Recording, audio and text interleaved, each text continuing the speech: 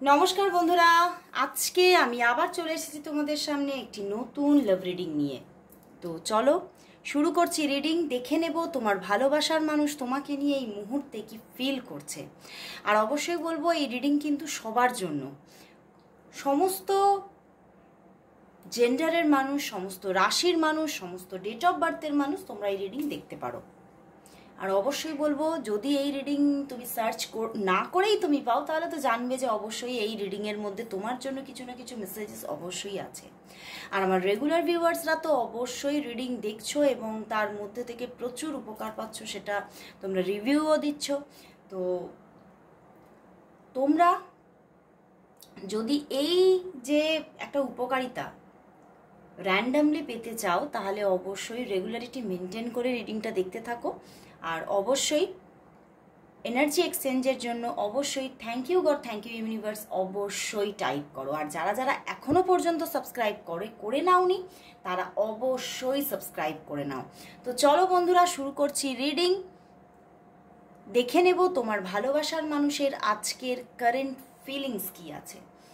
আর আজকে প্রথমে অবশ্যই দেখব যে এই যে মানুষটি, এই মানুষটি তোমাকে কতটা ভালোবাসে এবং তুমি বা তাকে কতটা ভালোবাসো। চলো দেখে নিই। ফার্স্ট আজকে এভাবেই রিডিংটা স্টার্ট করব, দেখব সেই মানুষটি তোমাকে কতটা লাভ করে। তো চলো বন্ধুরা, দেখে নেব তোমার এই ভালোবাসার মানুষ, এই মানুষটি তোমাকে কতটা লাভ করে, কতটা লাভ করে, অ্যান্ড তুমি তাকে কতটা লাভ করো। দেখবো তুমি তাকে কতটা লাভ করো। Overall wow, 6 of swords. বাহ, তুমি তো তাকে প্রচুর ভালোবাসো এবং কোথাও যেন তোমার মধ্যে একটা সব সময় একটা অপেক্ষা থাকছে যে সে কখন তোমাকে কল করবে, কখন তোমাকে মেসেজেস করবে, কতক্ষণে তুমি তার সঙ্গে একটু নিজের মনের বিনিময় ঘটাবে, বা মানে তোমার মনের মধ্যে যেগুলো চলছে সেগুলো তুমি তাকে জানিয়ে কখন একটু হালকা হতে পারবে। তোমার মধ্যে সব সময় এই যে একটা অপেক্ষা, এই যে একটা রেস্টলেস ব্যাপার সব সময় চলছে এবং তুমি তো তাকে প্রচণ্ড প্রচণ্ড ভালোবাসো এবং তোমার মধ্যে প্রচণ্ড একটা আবেগ আছে এবং কোথাও যেন তুমি প্রকাশও করতে চাও যে হ্যাঁ, তোমাকে আমি প্রচুর ভালোবাসি। মানে এটা অনেকেই তো তোমরা বলেও থাকো এবং অনেকে আছো যারা এখনো প্রকাশ করোনি, তারা প্রকাশও করতে চাইছো। তো তোমার দিক থেকে তো অবিরাম লাভ, প্রচুর লাভ, মানে একটা যেটা বলবো আনকন্ডিশনাল লাভ। এবং তবে তুমি দেখতে পাচ্ছ যে সম্পর্কটার মধ্যে যেন একটা বাধা সবসময়ই তুমি লক্ষ্য করছো। মানে সেইভাবে যে একটা স্মুথভাবে তুমি সম্পর্কটা থেকে যে একটা ভালোবাসার নির্যাস পাচ্ছ তা কিন্তু নয়। তোমার মধ্যে অপেক্ষাটাই কিন্তু চলছে, কিন্তু ভালোবাসার কিন্তু কোনো কমতি নেই, কোনো খামতি নেই। কিন্তু তোমার ভালোবাসার মানুষের মধ্যে তোমার প্রতি আবেগ যে নেই তা নয়, আবেগ আছে, কিন্তু আনস্টেবিলিটি। সে নিজের এই আবেগটা সম্পর্কে নিজেই যেন পরিচিত নয় ঠিক, মানে সে যে তোমাকে ভালোবাসে।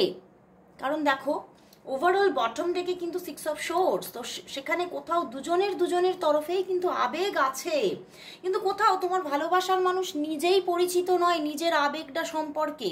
কোথাও যেন সে কোথাও তার যে সেই তোমার প্রতি যে একটা আবেগ আছে, সেটাকে না সে কি বলবো, যে নিজের মধ্যে যে তার মধ্যে তোমার জন্য যে একটা আবেগ কোথাও জন্ম নিয়েছে, সেটাকে সে যেন নিজেকেই নিজে মানে অ্যাসিওর করে না। মানে নিজেকে নিজে বলছে না, সেটা আমি কিন্তু মানে এতটাও শিওর নই যে হ্যাঁ আমি তোমাকে একদম ডিপ লাভ করি।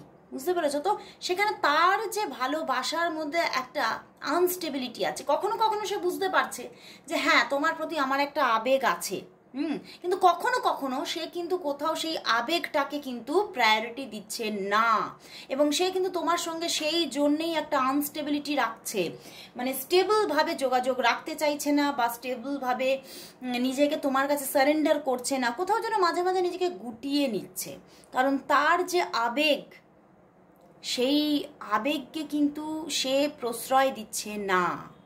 তার আবেগটাকে সে এটাই ভাবছে, আমি যদি এই আবেগকে প্রশ্রয় দিই তাহলে হয়তো সম্পর্কটা খুব ভালো হবে, কিন্তু হয়তো এই মানে এই তোমাদের এই কার্ডস নিয়েই আমি বুঝতে পারছি যে তোমাদের সম্পর্কের মধ্যে কিন্তু মানে কোথাও খুব প্রবলেমেটিক কিছু আছে, এবং তোমার ভালোবাসার মানুষ এটাই ভাবছে যদি আমি এই আবেগটাকে প্রশ্রয় দিয়ে ফেলি তাহলে হয়তো আমি নিজের কষ্টটাকে নিজেই বয়ে নিয়ে আসবো। তো সেই জন্যই তিনি নিজের এই আবেগটাকে প্রশ্রয় দিতে চাইছে না, কিন্তু সে না চাইলেও কখনো কখনো কিন্তু খুব তোমার সঙ্গে জুড়ে যাচ্ছে, তোমার সঙ্গে কথা বলছে, মানে তোমার সঙ্গে ভীষণভাবে অ্যাটাচড হয়ে যাচ্ছে মাঝে মাঝে, কিন্তু আবারও কিন্তু নিজেকে গুটিয়ে নেওয়ার চেষ্টা করছে, কারণ সে এটাই ভাবছে যে এই সম্পর্কের হয়তোই এই সম্পর্কটা মানে পরবর্তীতে গিয়েও কখনোই দেখবো না যে স্টেবলভাবে আমার লাইফে আমি পেলাম। তো সেই জন্যই উনি আবেগটাকে ওনার প্রশ্রয় দিচ্ছেন না, কিন্তু আবেগ কিন্তু ওনার মনের মধ্যে তোমার জন্য তৈরি হয়ে গেছে। তো চলো বন্ধুরা, তাহলে দেখবো যে ভালোবাসাটা তো দেখলাম তোমার মধ্যেই ডিপ লাভ বেশি আছে, বাট ওনার মধ্যেও যে আবেগ নেই এরকম কিন্তু নয়, আবেগ কিন্তু আছে। তো চলো দেখে নেব যে তোমার জন্য আজ এই মুহূর্তে তার মনের মধ্যে কারেন্ট ফিলিংস কি আছে, তার মনের মধ্যে তোমার জন্য কারেন্ট ফিলিংস কি আছে, তার মনের মধ্যে তোমার জন্য কারেন্ট ফিলিংস কি আছে, সে কি ফিল করছে তোমার জন্য এই মুহূর্তে।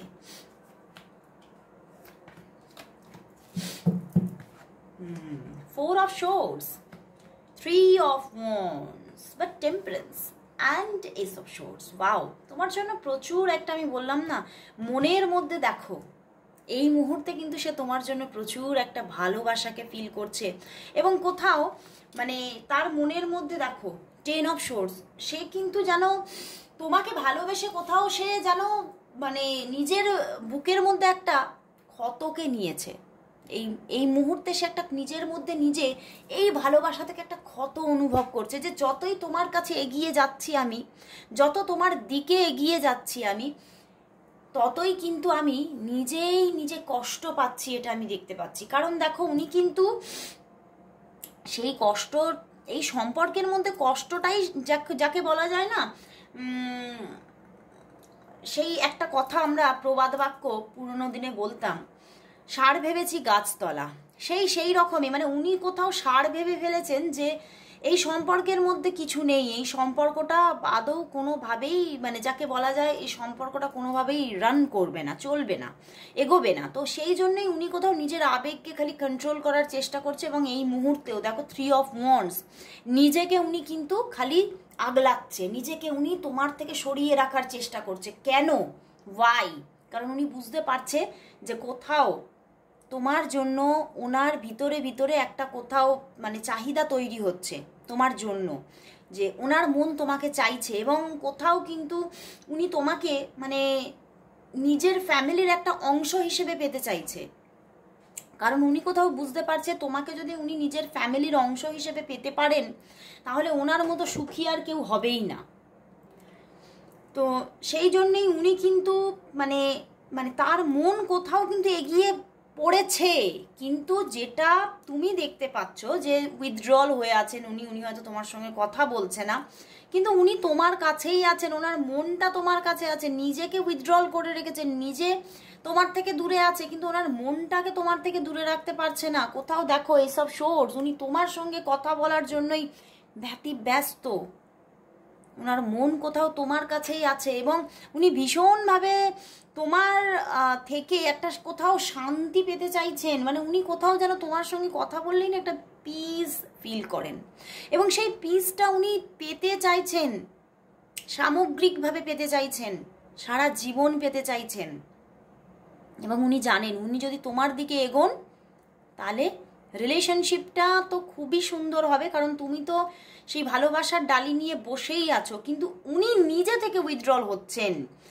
উনি ওনার মন তোমার কাছে থাকলেও উনি নিজে কিন্তু সরে থাকারই চেষ্টা করছেন। কারণ দেখো টেন অফ সোর্স, উনি দেখেছেন যতই উনি তোমার দিকে এগিয়েছেন পিছনেও যখন তোমার কাছে এগিয়েছেন ততই উনি ক্ষতবিক্ষত হয়েছেন। তোমাদের সম্পর্কটাতে উনি কোনো রকম কোনো পসিবিলিটিস দেখতে পাননি যে আগামীতে কিছু হবে বা মানে সম্পর্কটা এগোবে, সম্পর্কটা রান করবে, সম্পর্কটার মধ্যে কিছু মানে তোমাকে দেখো ডেস্টিনির কথা তো এই সম্পর্কের মধ্যে এখানে যা দেখতে পাচ্ছি ডেস্টিনির কথা উনি ভুলেই গেছেন কবেই ভুলে গেছেন যে ডেস্টিনি তো এখানে নেই, কিন্তু ভালোবাসা মুখর কিছু সময় যে তোমার থেকে পাবে সেটাতেও দেখছে না, কখনোই হচ্ছে না। উনি তোমাদের মধ্যে যা কার্ডস এসেছে এটাও হতে পারে যে তোমরা কোনোদিনই হয়তো তোমরা মানে লং ডিস্টেন্স রিলেশনশিপ হতে পারে, তোমরা হয়তো কোনোদিনই সামনাসামনি আসনি বা তোমরা দেখাও করো না। তো সেই জায়গা থেকেই কোথাও ওনার মনের মধ্যে একটা, ওনার মনের অগোচরে একটা কালো অন্ধকার জমে উঠেছে যে না এই সম্পর্কটা কোনোদিন কোনোভাবে তৈরি হবে না। কিন্তু উনি বুঝতে পারছেন ওনার মন কোথাও তোমাকেই পেতে চাইছে খালি। তো সেখান থেকে উনি কিন্তু তোমার সঙ্গে যোগাযোগ করেন, এসব সোর্স উনি যোগাযোগ করেন এবং এই মুহূর্তেও উনি তোমার সঙ্গে কথা বলতে চাইছেন, কারণ ওনার মন ভীষণভাবে চাইছে। উনি নিজে উইথড্রল হয়ে আছেন কিন্তু ওনার মন চাইছে তোমার সঙ্গে কথা বলতে।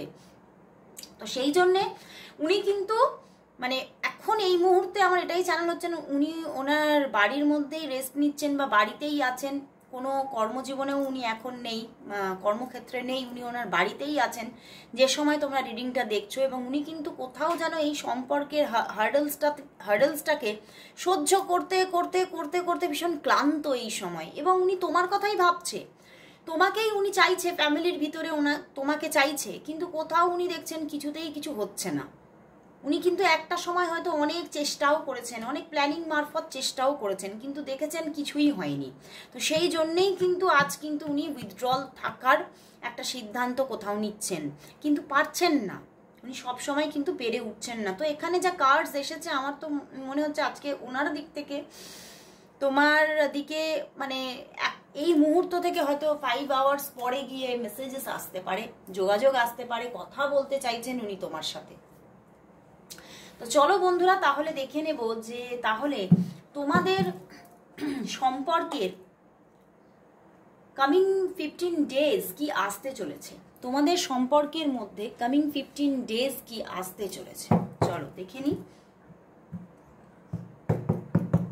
তোমাদের সম্পর্কের মধ্যে কামিং 15 ডেজের মধ্যে কি আসতে চলেছে। কামিং 15 ডেজ তোমাদের সম্পর্কটা কিভাবে চলবে, কামিং 15 ডেজ তোমাদের সম্পর্কটা কিভাবে চলবে, কিভাবে চলবে।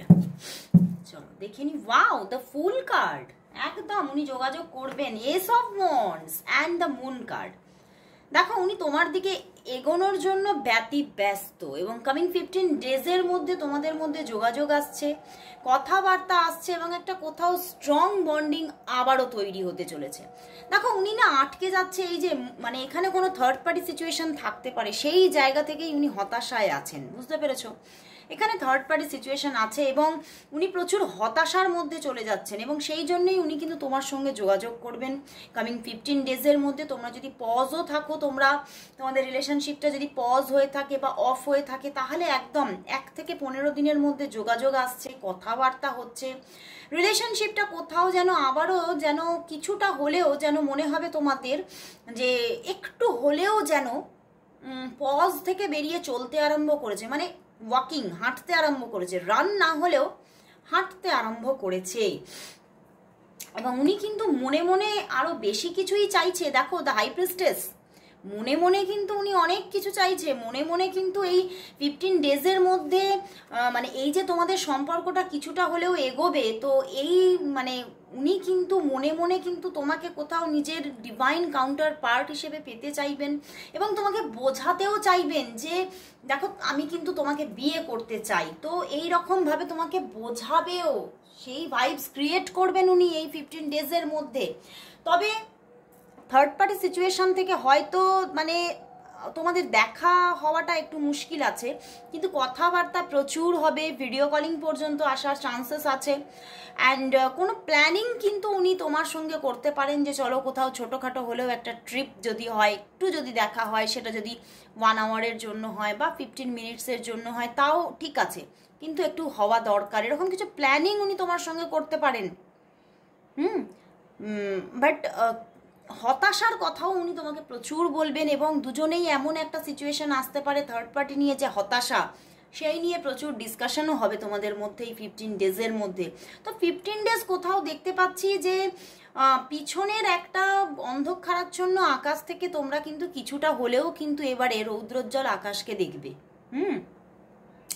মানে আকাশটা যতটাই অন্ধকার হয়ে গিয়েছিল, এবারে কিছুটা হলেও কিন্তু ধীরে ধীরে যেন মেঘলা আকাশটা সরছে, এবারে মেঘগুলো সরতে আরম্ভ করবে 15 ডেজের মধ্যে।